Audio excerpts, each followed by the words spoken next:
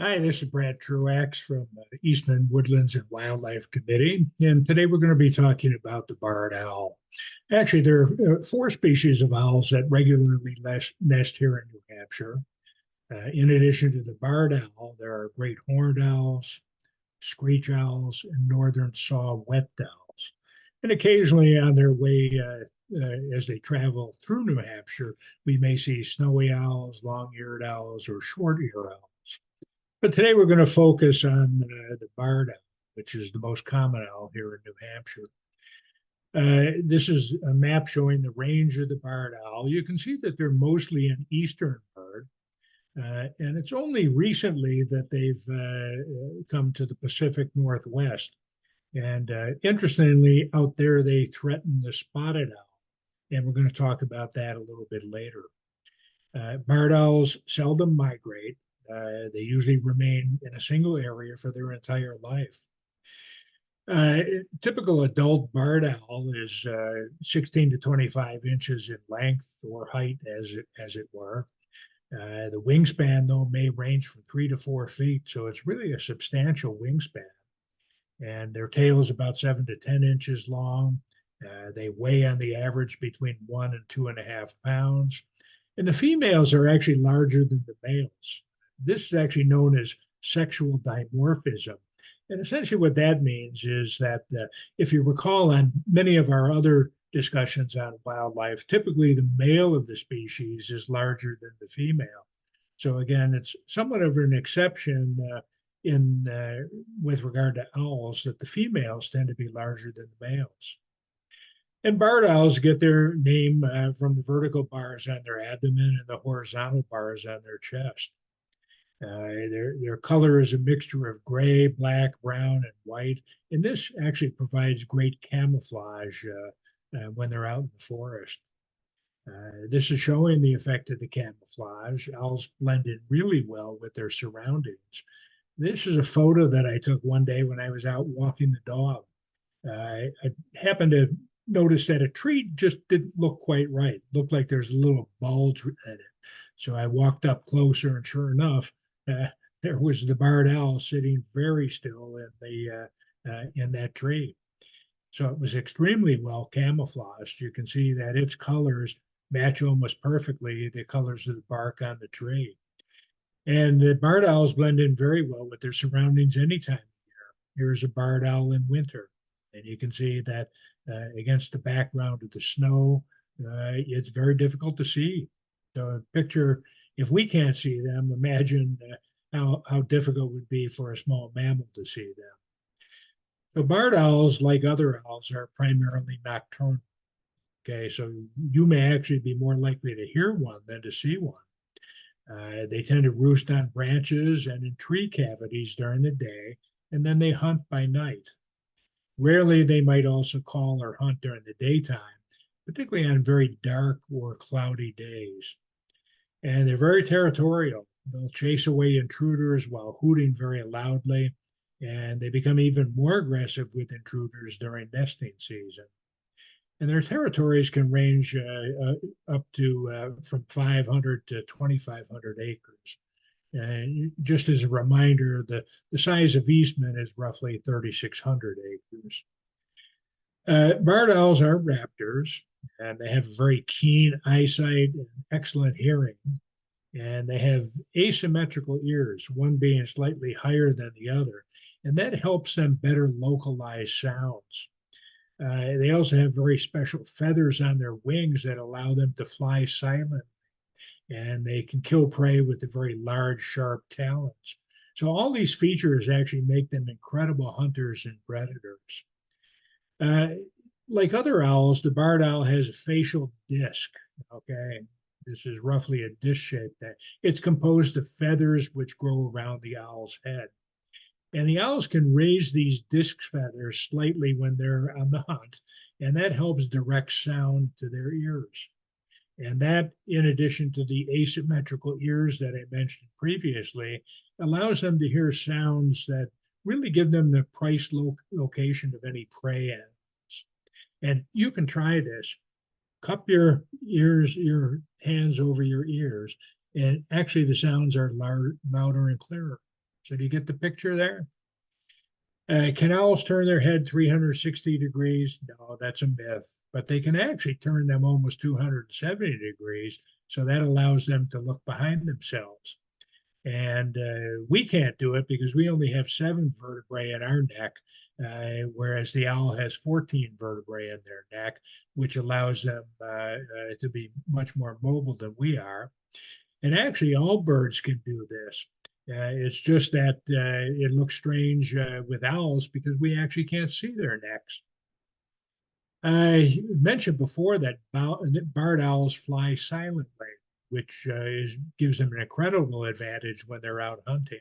So why can they do this? Well, first of all, their feathers are very soft. And then there are these comb-like projections on the leading edge of the feather, which breaks up the wind as it flows over the top of the wing. And likewise, the feathers on the trailing edge also break up wind even more. And they're able to fly without the sound of wings flapping or rustling. Again, a tremendous advantage when they're out hunting prey. So where do barred owls live? Well, they like mature forests, especially mixed forests with big trees, often near water or wetlands. Sound familiar? Sounds a lot like Eastman. So Eastman really is a good habitat for barred owls. And the mature woodlands support a higher density of prey. And these woodlands are also likely to have more big trees with large cavities that are suitable for their nests. And they usually nest in a natural cavity in a large tree, usually 20 to 40 feet up off the ground. They may also occasionally use stick platform nests that are built by other animals, like squirrels or hawks or crows. And they may also use human-made nest boxes. We'll show you some pictures of those later on. In New Hampshire, barred owls mostly use cavity nests. And a typical nest cavity measures 10 to 13 inches wide and 14 to 21 inches deep. And they really don't add very much to those cavities. But if they're using a platform nest, they may add some lichens, some conifer sprigs, or some feathers. Where if they're using an old squirrel nest, they may flatten or remove the top of that squirrel's nest. Again, this is showing some cavity nests in trees. Once again, here's a tree with a small owlet inside. Here's another cavity nest with a couple outlets in it. Okay, barred owls may occasionally use these platform nests that are built by others, but they prefer to nest in natural cavities in trees or in the top of snags like this. So this is a snag. Basically, a snag is a dead tree that's still standing in the forest. And here, this owl has built a nest in the top of a snag. And right there, you can see the head of a baby owl, which we call owlets. And here's the mother owl looking down at the baby owl. So again, if you want to watch a video that actually shows this in detail, you can click on this link and go watch about a 4-minute video. Owls also like the wetlands. Again, mature forests near water or wetlands are ideal habitats for barred owls. And that's because the wetlands provide copious prey for the barred owls. So this top picture shows a barred owl eating a crayfish, which is one of their favorites. And the bottom one, he's eating a frog. And once again, pay attention here. Barred owls, when they eat almost any animal, they tend to eat them head first. So what do barred owls eat? Well, small rodents make up the bulk of their diet. Some people say about 70% of their diet is made up of small rodents like mice, voles, and shrews. But they can also prey on animals as large as squirrels or chipmunks, and occasionally rabbits, weasels, or opossums. And they may also eat bats, small birds, amphibians, reptiles, lizards, snakes, frogs, salamanders, and other invertebrates, and large insects. And some naturalists actually say they may prefer surf over turf, meaning that they have a fondness for frogs, crayfish, and fish over even their appetite for small mammals. So Barred owls are excellent hunters, and again, they hunt mainly after dark. They'll sit on an elevated perch, scan all around for prey with their keen eyesight and their keen sense of hearing, and then they'll swoop down and capture the prey with those sharp talons. And they may also perch over water and drop down to catch fish, or they'll even wade in shallow water in pursuit of fish or crayfish. And they usually eat their prey whole. As I mentioned, they often eat them head first. But particularly if they have large prey that they've captured, they may store that larger prey in their nest or in the crook of a branch or at the top of a snag. Did you happen to notice what the barred owl in that introductory photo was holding? Look at that. He was holding probably a large lizard of some sort. So the barred owl is famous for its call. Sometimes we refer to the barred owl as the hoot owl because of the call. And that call basically is, who cooks for you? Who cooks for you all? Ba, ba, ba, ba, ba, ba, ba, ba, ba.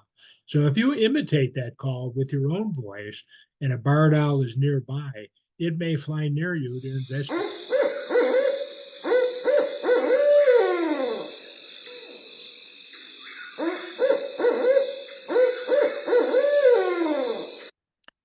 Barred owl could also have some other vocalizations besides that classic. Barred owls are actually quite vocal, and they use their hoots to scare off intruders, to court mates, to communicate with others, and probably to stir up potential prey. And they make a number of other interesting vocalizations, including screams, hoots, and barks. One is a screech. Another has been called the monkey hoot. There's even one particular call that sounds a bit like laughter. And during courtships, the mated pairs perform a whole duet of cackles, hoots, caws, and gurgles. And both young and adults may snap their bills during squabbles.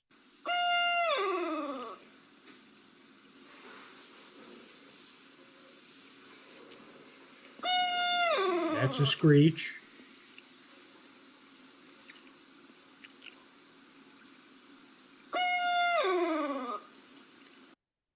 Next is a monkey hoot.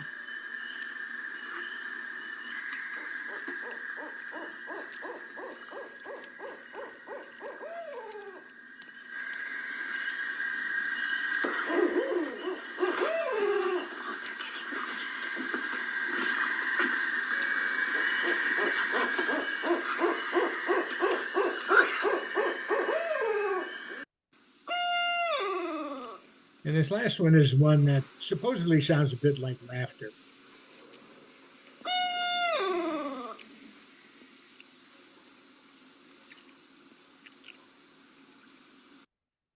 Uh, so again, we may not actually see the owls because they're most active at nighttime, and we're actually probably more likely to hear them than to see them. So how else do we know that they're out there in our woods?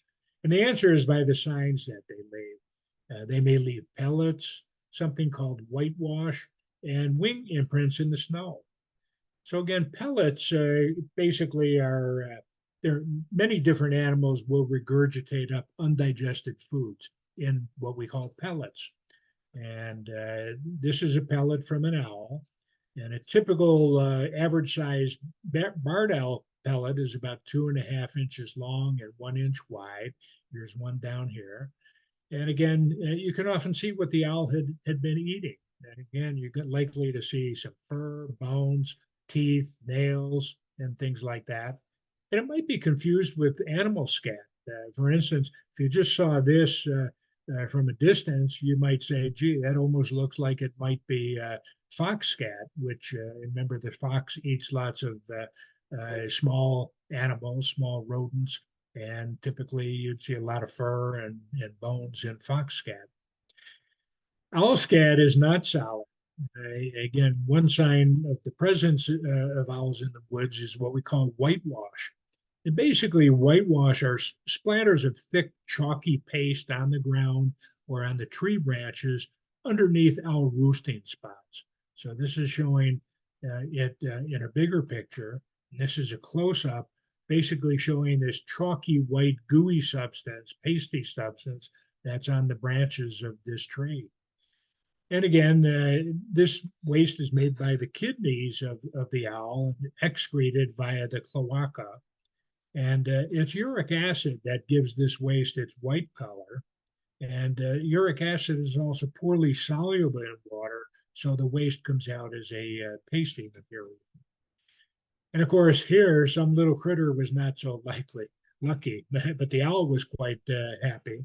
This is a perfect print of an owl in fresh fallen snow, and it obviously got a small mammal from this hole right in the middle. So barred owls usually mate for life, and they produce one brood per year.